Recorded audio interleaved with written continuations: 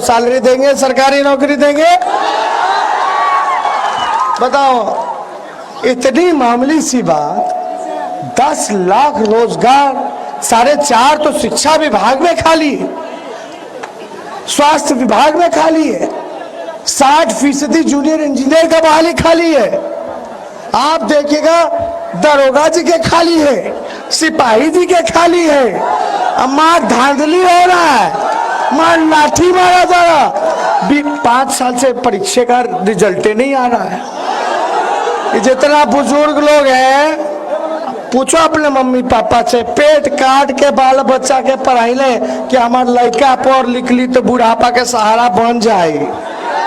आप बताओ, नौजवान को खुदे ठिकाना नहीं है, खुदे ठिकाना नहीं, माँ बाप के कैसे देखेगा, शादी ब्याह कैसे होगा? तब भाई देखो, सरकारी नौकरी मिलेगा तो अच्छा घर में शादियों हो जाएगा, बाल बच्चा के खिलौनों दोगे, चॉकलेटों दोगे, मेहरारू के घुमावे ले जाओगे। नमस्कार, मैं हूं रितेश शर्मा। हम इस वक्त पालीगंज विधानसभा क्षेत्र में हैं और यहां हमारे साथ CPI ML है, उसके कैंडिडेट हैं, यहाँ मौजूद हैं। हम उनसे जानेंगे कि आखिर ये क्या यहाँ पे करने वाले हैं पालीगंज में, और स्टूडेंट्स के लिए क्या करेंगे। रोजगार जैसे मुद्दे हैं अभी उठ रहे हैं। तेजस्वी यादव ने कहा है 10 लाख जो है बेरोजगारों को रोजगार देने का काम किया जाएगा। तो संदीप सौरभ यहाँ से हैं, भाकपा माले से हैं, गठबंधन में हैं और RJD का पूरा सपोर्ट है। साथ में गाड़ियाँ चल रही हैं, RJD का भी झंडा है और 3 तारा वाला भी झंडा है। संदीप सौरभ जी, सबसे पहले तो समय देने के लिए धन्यवाद। जी धन्यवाद। ये बताइए, पालीगंज में आप पालीगंज के हैं नहीं, सबसे बड़ा सवाल ये उठ रहा है कि बाहरी कैंडिडेट यहाँ आया मनेर से, कैसे लड़ेगा चुनाव? देखिए, बाहरी कैंडिडेट तो हम नहीं हैं पालीगंज में, बल्कि कहीं कि पूरा देश ही, क्योंकि पूरे देश में ही हमने आंदोलन किए हैं, संघर्ष किए हैं। और वर्तमान में मैं आयशा का राष्ट्रीय महासचिव हूँ और बगल का मनेर का रहने वाला हूँ। और हर जगह पे मैं मंच पे ये बात कह रहा हूँ कि मैं मनेर का रहने वाला हूँ और लोग इसको स्वीकार भी कर रहे हैं। तो देश के अलग अलग राज्यों में और बिहार के तकरीबन हर जिले में मैं कई सारे आंदोलन कर चुका हूँ, संगठन में काम किया हूँ। तो मामला शायद बाहर भीतर का नहीं है, मामला ये है कि जनता के सवालों से, जनता के सवालों पे संघर्ष कौन कर सकता है, कौन नहीं कर सकता है, ये बात है। जैसे एक पालीगंज की बड़ी शिकायत लोगों की है, जो अभी एनडीए की तरफ से जो उम्मीदवार हैं वो तो एकदम यहीं के हैं, लेकिन उनके गांव के लोग भी उनको नहीं देखे हैं पिछले 5 सालों में, नकार रहे हैं। उनके गांव के लोग भी नकार रहे हैं और ये संभव है कि उनके बूथ से भी हम लोग को उनसे ज़्यादा वोट आएगा जहाँ पे उनका घर है। तो मामला बाहरी भीतरी का शायद नहीं है, मामला इस बार बिहार का चुनाव एकदम अलग परिप्रेक्ष्य में हो रहा है, जहाँ पे पूरे बिहार के लोग जो हैं वो लॉकडाउन और कोरोना महामारी के बीच सबसे ज़्यादा जो कहिए कि सताए गए हैं, कुचला गया है उनको। बिहार के जो प्रवासी मजदूर है, पूरी दुनिया ने देखा कि किस तरीके से इन मजदूरों को 2-2 हज़ार किलोमीटर पैदल चल करके अपने घर पे आना पड़ा। और सरकार ने मुख्यमंत्री आवास के भीतर बैठते हुए, माने मुख्यमंत्री जो हैं वो अपने आवास से बैठ करके ये ऐलान कर देते हैं कि हम किसी को बाहर से अंदर नहीं आने देंगे, सारे बॉर्डर सील कर देंगे। तो आप अपने नागरिक की सुरक्षा नहीं कर सकते, उनके साथ तनिक भी संवेदना नहीं दिखा सकते हैं। उससे एक बड़ा सवाल है कि आप शिक्षा और रोजगार, अगर विकास कोई रथ है तो हम तो मानते हैं कि उस रथ का 2 पहिया है, शिक्षा और रोजगार। लेकिन एनडीए की सरकार ने, नीतीश कुमार और नरेंद्र मोदी की सरकार ने इन दोनों को चौपट करने के लिए पूरी कोशिश लगा दी है। आज देखिए कि नई शिक्षा नीति और उससे पहले भी शिक्षा को पूरी तरीके से प्राइवेटाइज करने की कोशिश चल रही है। जो सरकारी शिक्षण संस्थान है, जो स्कूल है, जो हाई स्कूल है, जो कॉलेज है, उस पर हमले हो रहे हैं, उसको बंद करने की प्लानिंग चल रही है। युवाओं को रोजगार से बेदखल किया जा रहा है और जहां पे नौजवान को रोजगार मिल सकता था उन तमाम सेक्टर्स को समझिए कि प्राइवेटाइज किया गया। निजीकरण पे आपका जो है वार है, वो तो केंद्र सरकार कर रही है, बिहार में कैसे रोकिएगा निजीकरण? आप बिहार में नीतीश सरकार कहे कि हम डबल इंजन की सरकार है, क्योंकि केंद्र और यहाँ दोनों जगह हम हैं, और आप बिहार में कहेंगे कि निजीकरण जो है वो सिर्फ मोदी कर रहा है, हम तो नहीं कर रहे हैं। ऐसा तो नहीं है। बिहार के जो नौजवान हैं वो तो मार झेल रहे हैं ना, रेलवे की तैयारी करने वाले स्टूडेंट्स तो मार झेल रहे हैं, वो तो एनडीए की सरकार कर रही है ना। तो निजीकरण एक बड़ा सवाल है, वो सिर्फ रोजगार से बेदखल नहीं कर रहा है सरकार, निजीकरण के माध्यम से आप समझिए कि आरक्षण को खत्म करने की प्लानिंग है।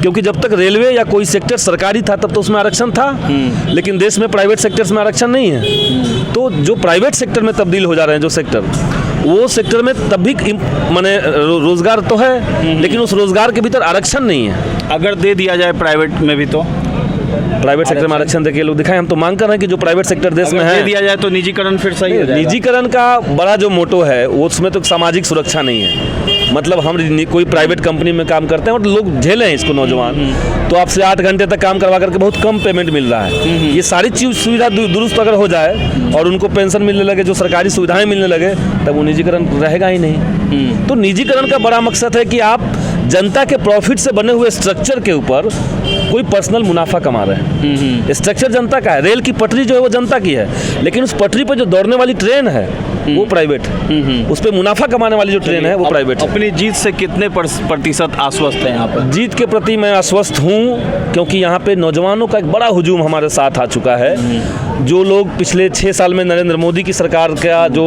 शिक्षा रोजगार के ऊपर हमले के खिलाफ बहुत तनाव में थे, गुस्से में थे, वो सारे स्टूडेंट्स, वो सारे नौजवान हमारे साथ हैं। नीतीश कुमार का जो रवैया रहा छात्रों को लेकर के, परीक्षार्थियों को लेकर के, आप समझिए कि पिछले 15 साल में बिहार में शायद ही कोई एग्जाम ऐसा हुआ हो जिसमें कोई विवाद नहीं हुआ, जिसमें कोई घोटाला नहीं हुआ हो, जिसमें पेपर आउट नहीं हुआ हो। तो ये नौजवान कहाँ जाएंगे? एसएससी का फॉर्म भरवा लिया 2014 में, आज 20 हो रहा है, लेकिन उसका कोई परीक्षा का पता नहीं है। 2011 में जो स्टेट की परीक्षा हुई उसका भी छठा चरण का जो ज्वाइनिंग था वो अभी तक नहीं हुआ। 32,000 स्टूडेंट्स उसमें फंसे हुए हैं। तो ये जो सारे स्टूडेंट्स हैं वो तो पालीगंज के भी हैं। तो ये सारे छात्र जो हैं ये समझ रहे हैं कि ये जो सरकार मौजूदा बिहार के अंदर है उसके हाथ में उनका भविष्य सुरक्षित नहीं है, और इसीलिए एक बड़ी संख्या में स्टूडेंट्स का जो समर्थन है वो हमें मिल रहा है। आप जेएनयू से आते हैं, जेएनयू में देशद्रोह का भी आरोप लगते आ रहा है कई अब जो शैक्षणिक संस्थान देश का सबसे सस्ता विश्वविद्यालय है, जहाँ पे आपको 262 रुपये में एडमिशन और 6 महीने का फीस लग रहा है, जहाँ पे आपका हॉस्टल रेंट 10 रुपये लग रहा है, अब गरीब तबके के लोग जहाँ पढ़ रहे हैं, सरकार की नीतियों की आलोचना कर रहे हैं, सरकार से सवाल पूछ रहे हैं, तो ये भाजपा की पुरानी टैक्टिस है और वो जनरल टैक्टिस है कि सरकार की आलोचना को हम बर्दाश्त नहीं करेंगे, आलोचकों को हम टुकड़े टुकड़े गैंग कर देंगे, आतंकवादी कर देंगे, देशद्रोही कर देंगे।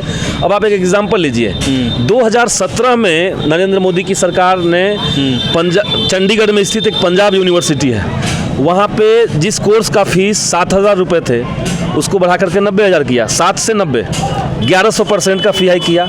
और जो स्टूडेंट्स अगेंस्ट में स्ट्राइक पे आए, आंदोलन पे उतरे, उनमें 66 छात्रों के ऊपर सरकार ने सेडिशन चार्ज लगा दिया।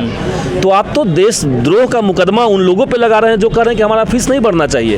अगर किसान कहेंगे कि हमारा फसल का उचित दाम मिलना चाहिए तो आप उनको देशद्रोह कर देंगे, लेकिन सरकार ये कह रही है। लेकिन ये जुमला ज़्यादा दिन चल नहीं रहा है, जनता सरकार की असलियत समझ रही है, और इसीलिए पालीगंज में कहिए कि महागठबंधन का एक बड़ा लहर है और हम लोग चुनाव को बड़ी मार्जिन से जीतने जा रहे हैं। 15 साल नीतीश कुमार, 15 साल लालू यादव, कैसे देख रहे हैं? 15 साल नीतीश कुमार निश्चित तौर से ज़्यादा बदतर स्थिति में बिहार को कर चुके हैं। शिक्षा व्यवस्था इतना चौपट कभी नहीं था बिहार में जितना अब है। इसी बीच में आप देखिए कि बिहार एक ऐसा प्रदेश के रूप में हम लोग जानते थे, आज से नहीं बहुत पहले से, जहाँ पे कम से कम सांप्रदायिक तनाव का माहौल कम से कम नहीं रहा। नीतीश कुमार ने पूरे प्लानिंग के साथ आरएसएस की शाखाओं का स्थापना करवाया और बिहार में से कई त्यौहार हुए, जैसे रामनवमी। बिहार में नीतीश कुमार और भाजपा ने मिलकर के रामनवमी के त्यौहार को दंगा त्यौहार के रूप में तब्दील कर दिया। तलवारें चल रही हैं, तलवारें बांटी जा रही हैं सरकार की तरफ से। तो ये तो नया फेज़ है बिहार के लिए और इसका पहले की सरकार से तुलना नहीं है। दूसरी बात है सामाजिक न्याय की अवधारणाओं पे हमला, ये पहले नहीं था। लालू प्रसाद यादव के सरकार को लेकर के हमारी आलोचना जाहिर सी बात थी, हमने संघर्ष भी किया, लेकिन आज की जो सरकार है ये सामाजिक न्याय की अवधारणाओं पे हमला कर रही है। देश में जो बलात्कार की संस्कृति कहिए कि सरकार जिसको प्रोत्साहन दे रही है, अभी हाथरस वाला कांड आपने देखा, इससे पहले अररिया में जो घटना हुई, बलात्कार की जो पीड़िता थी और उसकी जो सहेली जो उनको लेकर के थाने तक गई, उनको जेल में डाल दिया गया, थाने में बंद कर दिया गया था। तो ये जो एक रवैया सरकार के तरफ से चल रहा है ये बेहद खतरनाक है। इस बार महागठबंधन की सरकार आ रही है बिहार में, हमें लगता है कि बिहार की ये सिर्फ पालीगंज का फीडबैक नहीं है, बिहार में तमाम अलग अलग जिलों में हम दौरा कर चुके हैं। इससे पहले आंदोलन के दौरान भी हम गए, बैठक हमने की थी ऑल इंडिया स्टूडेंट्स एसोसिएशन की। तो हर जगह एक नाराज़गी तो सरकार के खिलाफ है। और ये लॉकडाउन जो हुआ, ये पूरा चुनाव देखिए लॉकडाउन के रेफरेंस में हो रहा है, संदर्भ लॉकडाउन हो चुका है। और लॉकडाउन में नीतीश कुमार ने साबित कर दिया कि वो कठिन समय में, आपदा के समय में अपनी जनता के साथ खड़ा होने वाले नहीं हैं। और इसलिए पूरे बिहार ने मन बना लिया कि सरकार को बदलना है तो बदलना है। विधायक बनेंगे तो साल में कितने दिन रहेंगे अपने क्षेत्र में? मैं यहीं रहूँगा, यहाँ पार्टी कार्यालय में रह भी रहा हूँ और यहीं रहना है। यहीं रहेंगे? जब वापस दिल्ली नहीं जाएंगे? नहीं, दिल्ली दिल्ली से मेरी पढ़ाई लिखाई 2016 में पूरी हो चुकी हो गई। है। मेरा PhD खत्म हो चुका है। अब मेरा यहीं रह रहे हैं मेरा बिहार डिग्री में? मेरे घर पे रखा हुआ है। बिहार में बिहार में ही रह रहे हैं। तो रहिएगा क्षेत्र में ही। निश्चित तौर से क्षेत्र में रहेंगे। जिस दिन विधानसभा का सत्र चलेगा पटना में रहेंगे, बाकी दिन पालीगंज में रहेंगे। पालीगंज में ही रहिएगा जी। चलिए, बहुत बहुत धन्यवाद आपका। धन्यवाद।